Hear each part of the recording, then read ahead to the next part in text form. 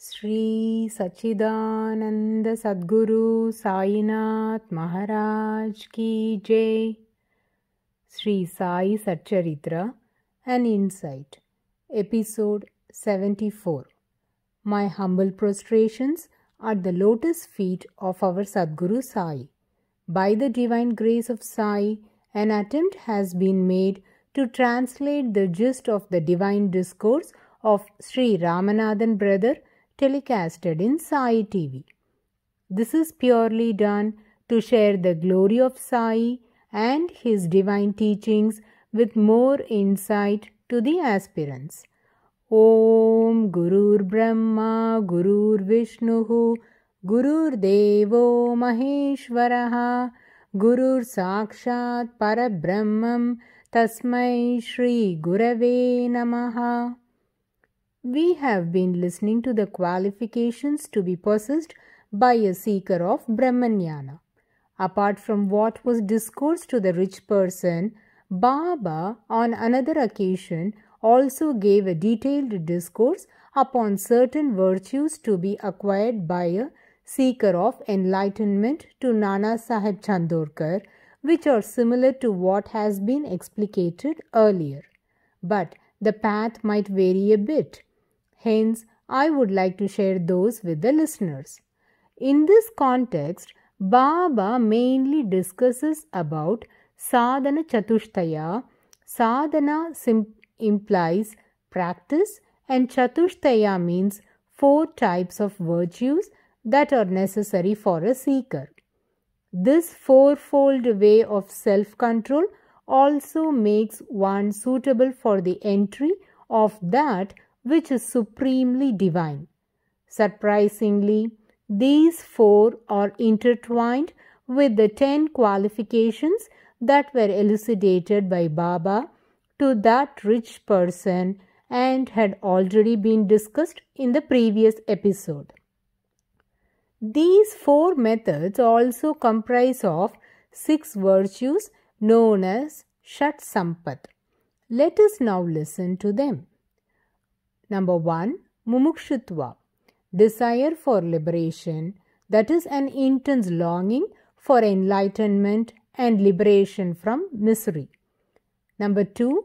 Viveka, discrimination, which means ability to discern the difference between the real and the unreal.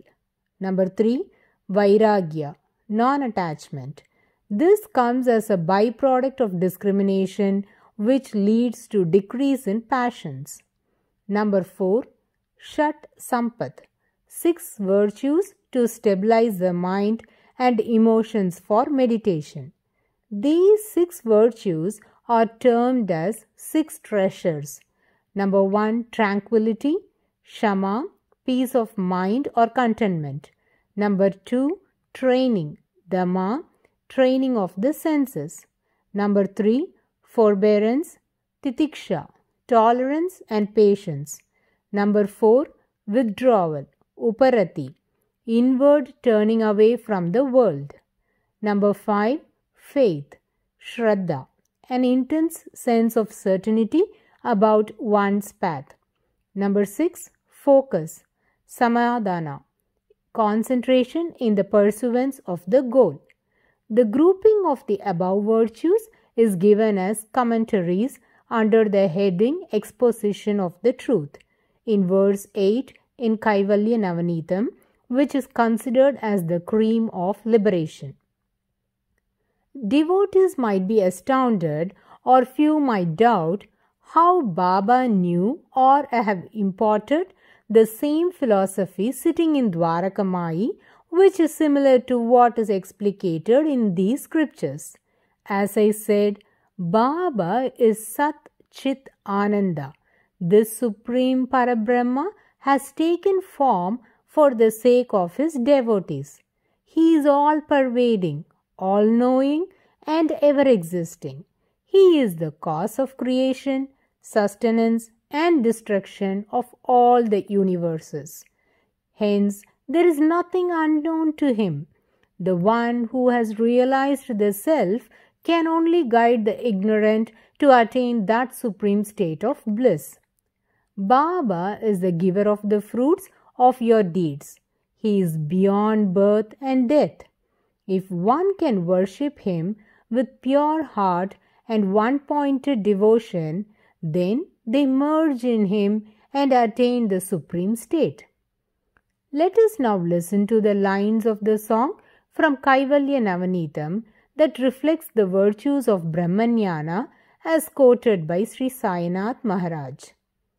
Nitya Vanityanga Ninnayan Teriviveka Mattiya Vigaparangal Varubogangalin Nirasai Satyam Uraikka Vendun Samadhi Endru Aru Kootta Muttiyai Virumbu Michai Molivar Sadhananmin Nange. Commentary. The sages say that there are 4 prerequisites for realization of the truth, and they are Viveka, discriminating between the temporary and the permanent, indifference to the enjoyment of pleasures here or hereafter, the group of 6 qualities, and the longing for liberation. The living Parabrahman, after expounding in detail the qualifications of the seeker of Brahmanyana, spoke to that rich gentleman thus: My friend, now take out from your pocket the Brahma in the form of 50 times 5 rupees notes.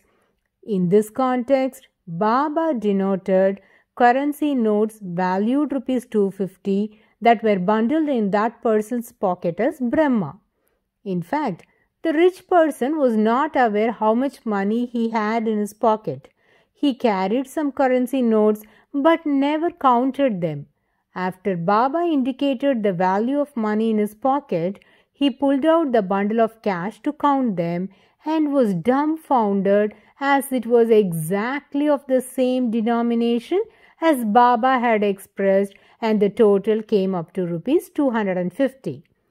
The rich person and all those assembled there were astonished at the omniscience of Baba. Baba spoke plainly, Roll up your bundle of Brahma, which means don't ever come to me asking for that ultimate truth which is far-fetched for a person like you. The one whose mind always covets for money can never dream to realize the highest spiritual knowledge. A seeker for enlightenment must be desireless. Unless one removes the attachment for wealth, fame, progeny, and prosperity, one can't attain Brahmanyana, as greed and Brahma are poles apart. Devotees, in Sri Sai Satcharitra, the analogy used by Hemant Panji to explain this incident is highly appreciable. He says, when a guest is invited for a meal, the host prepares varieties of dishes and serves it not only to the guest but also to all the members of the family. Similarly, when Baba illumined the mind of the rich person with his explications, the spiritual nectar was partook by all those who were present at that spot. Every word spelled by Baba is of paramount importance. Baba said, "My treasury is full. I can give anyone what he wants, but I have to see whether he is qualified to receive my gift." Listeners, you might recall a similar pronouncement was made by Sri Ramakrishna Paramahansa when he was asked to justify the delay in granting self-realization to the devotees. Listeners, I would like to share a fascinating Leela in this connection. During Baba's period, if any devotee wishes to reach Shirdi through train, then they had to stop at Kopargaon railway station and from there hire a tonga to reach Shirdi. The station master at Kopargaon railway station was ill-natured and was not fortunate enough to understand the divinity of Sri Sainath Maharaj. So, whenever he encountered a passenger that was heading towards Baba's darshan, immediately he would try to slander Baba. This station master once happened to come to Shirdi and out of curiosity wanted to observe what this mad fakir by named Baba is doing over here.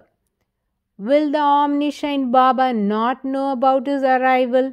In fact, it is he who pulled this person towards him, and without his consent, none can approach him.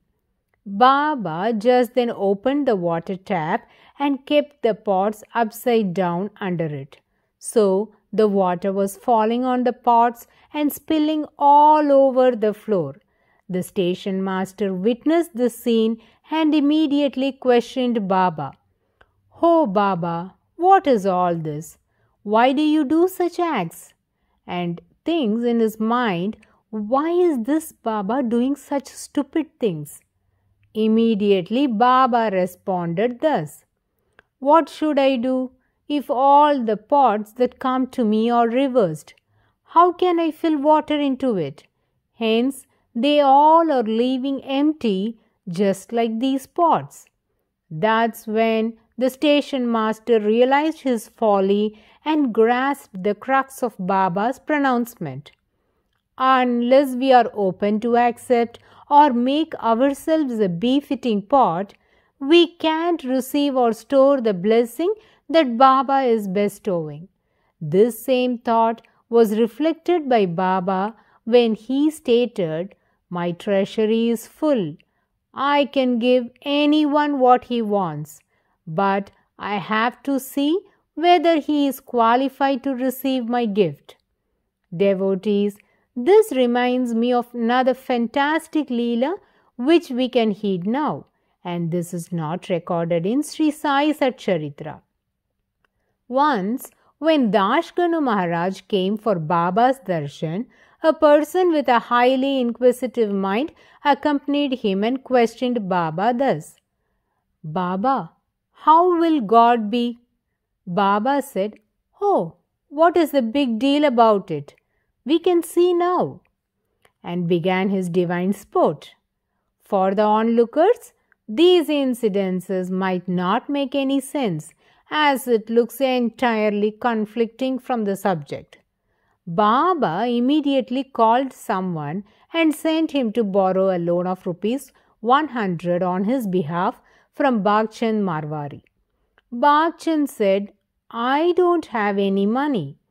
Under the same pretext, Baba sent another person to Bhagchand Marwari. Bhagchand said, "I have already told that I don't have any money to lend loan to Baba." In fact, lending money was the profession of this Bhagchand. But since Baba was asking, he was hesitating to offer the loan. Now, Baba sent the third person, but with a different note. Baba said, "Now you go and ask for a loan of rupees 100 for yourself." Even now, Bhagchand denied offering the loan as this person was not economically or socially strong.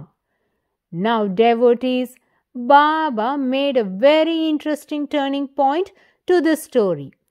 Nana Sahib Chandorkar was also seated and witnessing all the scenes that were enacted by Baba.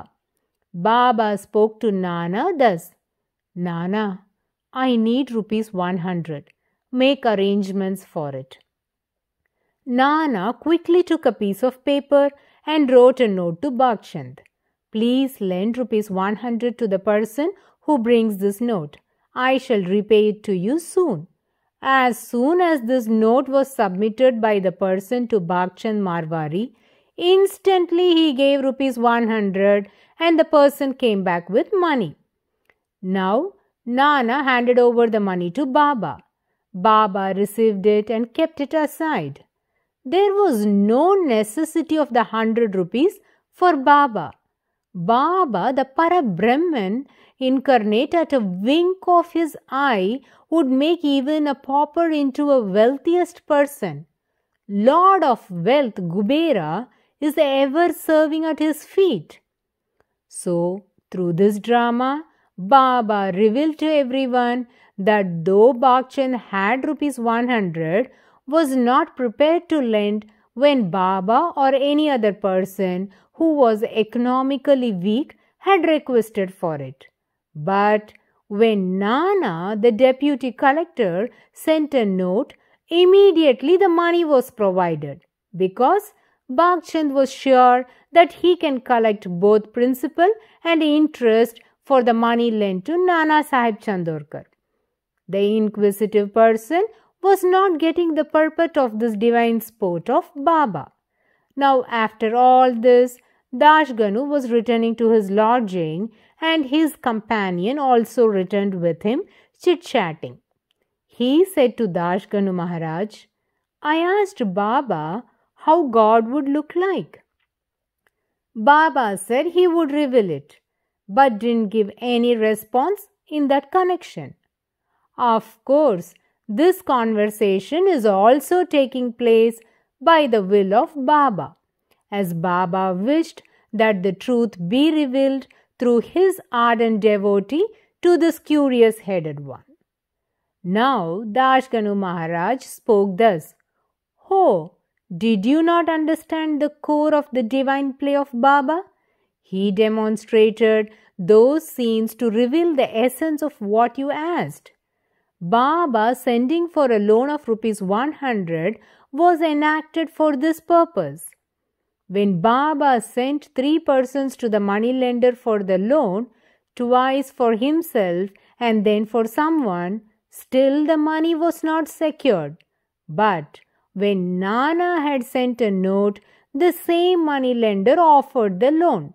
Similar is the case with God.